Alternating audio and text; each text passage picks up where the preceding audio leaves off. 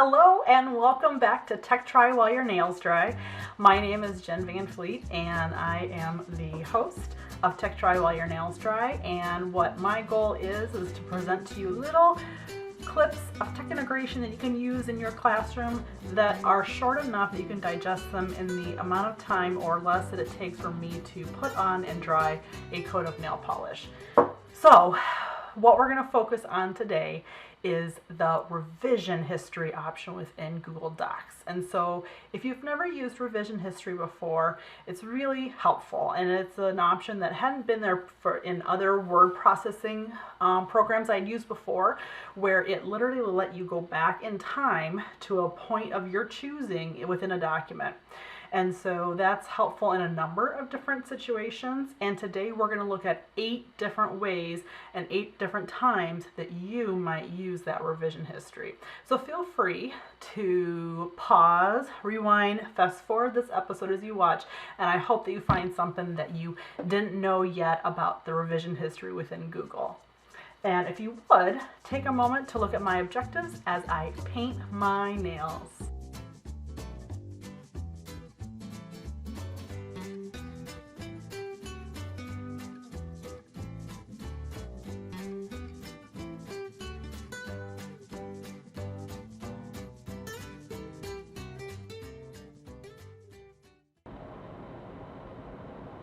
Hello and welcome back. My nails are painted and wet. They're a very, very dark blue color. They may even look black, but it's a dark navy blue color I'm really happy with. And so we're going to go ahead and get started on the tutorial for today. So again, what we're going to be doing is we're going to be looking at the revision history option within Google Drive.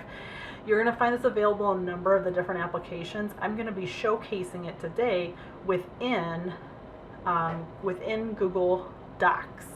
And so to get started, all I'm going to do is go to the new button within Google Drive and create a new document. And so what's really important to note on this is that we're on a brand new document, and so it's only been in existence for about 10 seconds by now. And so you can use revision history with any type of document, whether it's something you just created or it's something that you've been using for years. And we're going to talk about different reasons why you might need a revision history usage in any situation. And so just to kind of show you how this works is when I am in a document, up in the top left corner under the file menu option, down here about halfway down, you're going to see revision history. Now currently it's grayed out on this document that I'm on because I haven't made any changes yet. The second that I add some information to this document, change it in any way, shape, or form, it now has a revision history. We can go back through different versions of that document. And so I'm going to go ahead, come to my document. I'm just going to type something random in here. This is very important information. So just imagine what this might be in your world. Maybe it's an assignment, maybe it's a kid typing a paper, maybe it's committee notes, maybe it's the bell schedule, whatever it is. Pretend like this is your very important document. Okay, now since I have added and changed that original blank document, now when I go to File and look for See Revision History, it's there as an option, so I can click on it now. So I'm going to go ahead and click on it and show you how easy it is to use the revision history. So when you click on See Revision History, it takes you to this screen. It looks similar to your word processing side, except for you won't be able to edit or type on this page. What you see is a snapshot of your document as it currently exists, and it tells you the timestamp, okay? And then over on the right hand side, you're going to have a menu. And as your document gets older and older, or more and more changes happen to it, more and more users use it and make changes to it, this list will become longer and longer, and you can scroll through it. And so currently it only has 2 lines on it because I've really only made the original copy, and then I typed in some things just a little bit ago. And so what we have here is the option for myself to click on any of these versions and take a look at what was happening there. So I'm going to go ahead and click on the first version, which is going to look like a blank piece of paper because that's what it was. But this could have been, if it was a document that I've been using for a long time, maybe I want to go to that version that happened last week. Maybe I want to see what was happening in this document a year ago. And so I can scroll through and find that time period, or just click on different versions and see what was going on during that time. So as you can see, it takes me back to that version. It has a timestamp, and it is pretty specific. It'll tell you right down to the minute which version. So even if you had a lot of activity on a document within a short time period, you'll be able to see those different revisions. In addition, you will be able to see who typed what. So if you notice, I'm the only user in this document, and so my box right here is this color. But in a situation where you have multiple editors, you would have a color for each person. And if I were to go back to this version that had the typing on it, you can see that the color that's highlighted in my typing is the same color as the box next to my name. So my contributions are color coded to me. I can see that I did those. So in a situation where you have multiple users, you can see who typed what. So let's pretend for a moment that I was really like, whoops, I didn't need that typing that I did. I need to go back to that version that existed at 1:26 p.m. I can click on that version, review it, think about, is this what I want to have happen? And if I'm ready, I can go ahead and click on restore this revision, and I'm going to go ahead and do that. And what it's going to do is it's going to make that revision that I selected the live version. Okay, so I'll click on it, and it will ask you, want to verify, is this what you want to do? And you click again, restore. And it pops you back to the editing side. Now you are out of the revision history, and it restored that version, that first version, which in this case was just a blank page. Okay, so that's how easy it is. It's a pretty simple function. It's a matter of, when would you use that? So basically what I would like to do is just point out 8 different ways that you might use a revision history, because some might come really obviously to you. You may have seen different applications, but there are really a lot of different ways that you might use this. Way number 1, accessing a previous version of a document when you have made mistakes. You don't make mistakes, do you? No, me neither. I have in many cases made mistakes and needed to go back and just, I just need to revert. Where was I? Left off. I typed in the wrong document, or someone typed in this document they weren't supposed to, that kind of thing. True story, the first time I was ever teaching anybody about how to use Google Drive and documents, it was a group of 7th grade boys. I had my directions projected behind me as I was speaking to them about how they might use Google Drive, and I had shared a copy of the directions with them, and they were so attentive. They were looking at me and smiling and really into what I was saying, I thought, and I'm like, yeah, I'm just nailing this. Like, they think that I'm so cool, and they're middle school boys, so go me. And then I actually turned to look at my document, my directions sheet, and because I'd given them accidental editing access, they had deleted my directions and were typing in a story over my directions. So lesson learned, make sure you choose the right editing access. So in that case, what I did was I went in, changed their editing access to view only, and then used the revision history to revert back to my complete directions, which they were super impressed with and did not mess with me the rest of that day, at least, and that's pretty good for middle school boys. So there's a really good example of how you're like, whoops, I need to go back in time. And so the revision history came in very handy in that day. So that's way number 1, to go back and fix a mistake. Way number 2, you may want to go back and update a document to restore a scenario. So in this case, I'm talking about if it's a form, maybe, okay? So maybe it is a form that your parents fill out, and they add their parent information for your classroom once a year, and every time you get a new batch of kids, you have them come back in. Or maybe it's the kids filling it out, or someone is coming together filling things out, and then you only need that information for that time period. Then you need to just go back and reset that form or that document. However, you could definitely do that with a revision history. Way number 3, You may want to use the revision history to review the steps and the evolution of a document when a student is engaged in a writing project.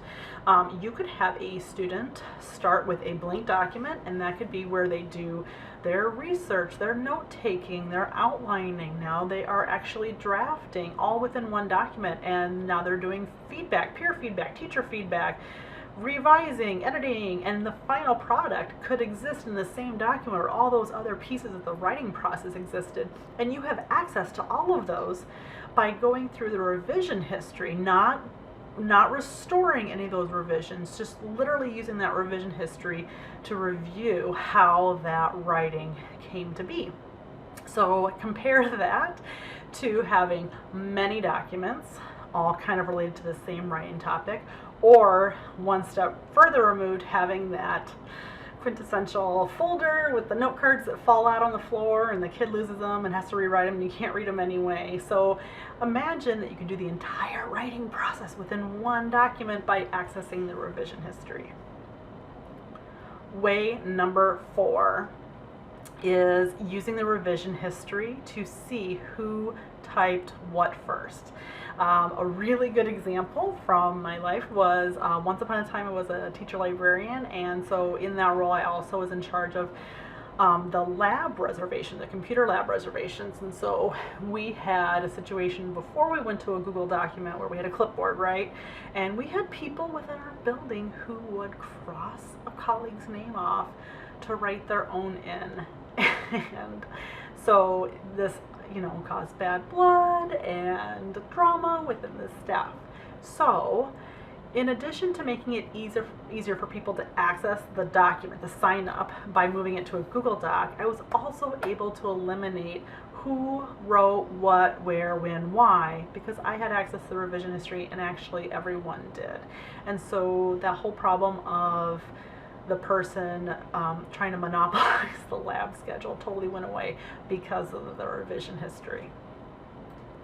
Way number 5, you could definitely use the revision history to determine the amount of contributions made by each person within a shared collaborations document. So if you have 4 students and they're doing a group project and they're each supposed to contribute about the same amount to the writing and the research and the feedback, you can see, because again, each user will be color coded and their text will be identified to that person. And so there is no more situation where you have one kid who feels like they're stuck doing all the typing, writing, gathering of information, and the 3 others who feel like they don't either have the access or the will or the accountability to be a equally weighted group member. And so that's a really nice feature to have. I know a lot of kids detested working in a group situation because they always felt like they did all the work, and so this kind of levels that playing field. Way number 6 is to determine the owner or the person who contributed a certain statement. So in the case where, and I'll give you a positive example and a not so positive example. Let's say it's a committee and you need committee notes of who said what, like in a school board meeting, right? You need to know that this director said this and this director said this so that the community can read and the teachers can read of how the conversation went. So within a Google Doc, if you have a group and they're taking notes and they're contributing their own notes to it, you can see who typed what and who brought forth a statement. In the not so positive example, I would point you towards any time you think that students might type something inappropriate or hurtful to another student and then just try to erase it or say I didn't type that, because the revision history has every keystroke throughout that existence of that document and it's tied to that student's account, and so it kind of takes that away where you can't say, well, I didn't do that or anything like that. So I always kind of point that out to students when I'm teaching students about Google Docs and the different features, only because I think it's fair that they know that it's kind of Big Brother-ish, but also let's just not do that because it's not worth getting in trouble, and so it kind of reduces that. So that is a really great use for the revision history. Way number 7 is to use a revision history within a Google Doc is for a digital signature. So in the case where you need somebody to sign a parent permission slip or a student handbook, you can use the revision history to verify that the person logged in under the correct account typed their name. And so in many cases with our district, we have actually started to be able to use digital signatures as legitimate signatures. And so if you want to use the revision history for a digital signature, talk to whoever has to collect that form and verify it, just to make sure that they understand how the revision history works, a digital signature versus a real deal pen and paper signature. A lot of our groups that we work with have really embraced that. It really helps to automate things. And last but not least, way number 8 to use the revision history would be for a petition or any other time where you need people to say yes to something or no to something, and you need to say who agreed, who didn't agree. And so with the revision history, you can verify that these individual accounts typed their name or checked yes or whatnot. So that is just another way that you might consider using a revision history. Now, this is episode number 9 of Tech Try While Your Nails Dry. And so as I was thinking about the different ways that I might use the revision history, I felt compelled to come up with a 9th way. I'm sure I could probably sit here and scratch my head for a bit and think of a 9th way, but at the moment I'm coming up with blank. So how do you use the revision history within Google Drive and Docs? I would love to hear some other really helpful ways to track data, to verify, to make the workflow go smoother, or to increase accountability and engagement. How do you use this really simple tool to really profoundly move your workflow? I would love to hear about more ways to tackle that. So in the meantime, my nails have completely dried. They're totally smudge proof right now. And so I really hope that you found something out of this episode of Tech Try While Your Nails Dry. And be looking for episode 10 to be coming out upon returning from the ISTE conference in San Antonio next week. Woo-hoo. I'm pretty excited about that. Have a great rest of the day and see you next time.